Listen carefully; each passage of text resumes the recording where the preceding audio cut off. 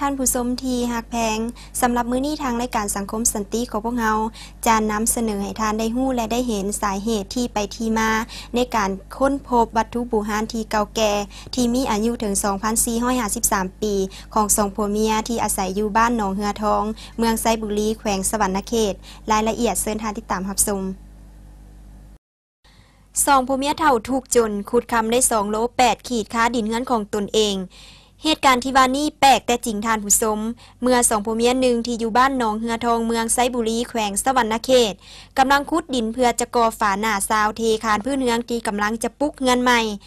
บังเอิญขุดไปพบคำฮู้ประพันธ์แต่สมัยบูฮานนัก2โล8ขีดและเครื่องเงินอีกจำนวนหนึ่งที่มีอายุถึง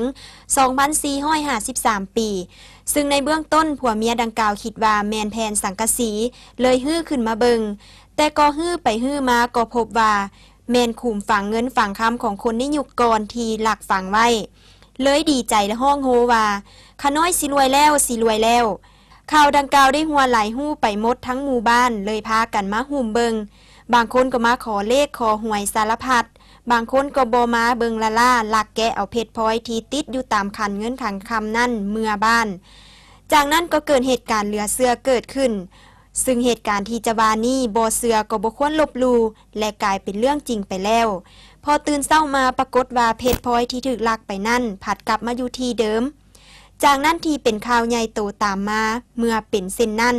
อำนาจการปกครองเห็นว่าเพื่อบ่ให้มีการตกเหียเสียหายอีกก็ควรเอาเครื่องเหล่านี้ไปเก็บเมียนอยู่ห้องการบ้านแต่เมื่อเวลาที่จะเอาไปนั่นได้เกิดมีพายุลมแรงอย่างกระทันหันมีขี้ฝุ่นไงกุ้มไปทั่วกงกันข้ามผู้ที่กำลังถือขันเงินขันคำดังกล่าวจะเอาเมื่อห้องการบ้านนั่นก็ออกห้อนออกหนไปทั่วห่างกายในเวลาเดียวนั่นเองเมียของผู้ขุดคำได้ก็ถูกผีเข้าสิงซึ่งภายหลังหู้มานำยาโพว่าเดิมแม่นทรัพย์ของนางพาสนมศิลปะอยู่ในวังเป็นผู้เอาไปฝังไว้และฮอดเวลาที่จะไปพุทธไปเกิดแล้วคิดอีดูตนสงสารทรงผัวเมียเฒ่าทุกจนนี่เลยมอบให้ห้องดาไซวาและเว้าเป็นภาษาคอมว่าพวกสูบ่มีสิทธิ์เอาเงินเอาคำนี้ไปใส่ทางนั้นถ้าผัวเมียเขาบ่อนุญาตพ่อกูได้มอบให้เขาแล้วถ้าบ่ดังนั้นจะมีอันเป็นไปและได้บอกให้สองผัวเมียเฒ่าจงเฮ็ดกองบุญทานให้ตนเพื่อซ่านหน้าจะได้เกิดมาเป็นคนร่ำรวยอีกครั้งท่ามกลางคนไทยบ้านไทยเมืองมาหุ่มเบิงเป็นจำนวนหลวงหลายอย่างหน้างึดง่อและตกตะลึงไปตามๆกันจากนั้นมาก็บ่มีไผกล้าลักและได้เอาตะนางเล็กมาอ้อมไว้สัวขาวเพื่อรักษาบูชาสิ่งศักดิ์สิทธิ์ต่อมาสองผัวเมียดังกล่าวก็ได้เฮ็ดกองบุญถึงนางพาสนมเจ้าของเงินคำดังกล่าว3 มื้อ 3 คืนซึ่งใน3 มื้อ 3 คืนนั่นเองก็ได้เกิดเรื่องประหลาดเกิดขึ้นอีกพอปรากฏว่าได้มีแมงเมาบินออกจากโพรงดินเป็นจำนวนหลวงหลายมาจุ่มกันเป็นรูปดอกบัวที่กำลังบานอยู่ขุมเงินขุมคำนั่นโดยบ่ไปใส่บ่ตายและบ่สละปีก3 มื้อ 3 คืนของการเฮ็ดกองบุญดังกล่าวชาวบ้านมาเห็นก็ตกใจพอปกติแล้วเมื่อแมงเมาบินออกจากโพรงดินโพรงไม้ต่างๆบ่ดนมันก็สละปีกและมุดดินไปภายไปมันตามวิถีชีวิตของมันแต่นี่มันบ่ยอมไปทางใดแท้ๆพากันเอาหัวจุ้มกันอยู่จังสั้นจนครบ3 มื้อก็พากันสละปีกแล้วแจกยายไปทางไผทางมันเคียงคู่กันนั่นเหตุการณ์ประหลาดอันที่2ก็เกิดขึ้นเมื่อตกยามค่ำคืนมาผีนางพาสนมศิลปะในวังดังกล่าวนั่นก็มาเข้าสิงผู้เป็นเมียอีกครั้งซึ่งครั้งนี้แม่นมาเข้าสิงในการเต้นและฟ้อนล้ำฉลองความดีใจที่ตนได้ไปพุทธไปเกิดบ่จักว่าท่าใดบทฟ้อนใดมีหมดทุกรูปแบบประชาชนก็พากันมานั่งเบิงลาวฟ้อนอย่างหลวงหลายและได้เว้าว่าข้าแต่เกิดมาบ่เคยเห็นบทฟ้อนแนวนี้จักเทื่อ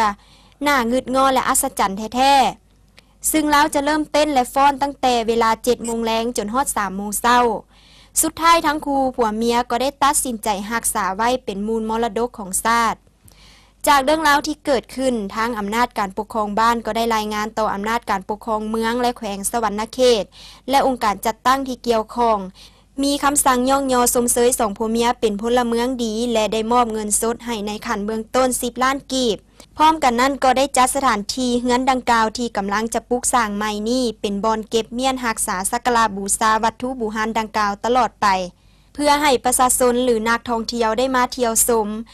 จากผลที่ได้รับเห็นว่าในแต่ละมือได้มีประชาชนทางภายในและอ้อมข้างแขวงสวรรณเขตพากันมาเที่ยวชมเป็นจำนวนหลายห้อยคนในแต่ละมืออันสร้างรายรับในการขายธูปเทียนดอกไม้บูชาก็คือขายปี้เข้าชมได้ถึงมือละ2-3 ล้านกีบเพื่อเป็นทุนทอนในการปลูกสร้างเฮือนดังกล่าว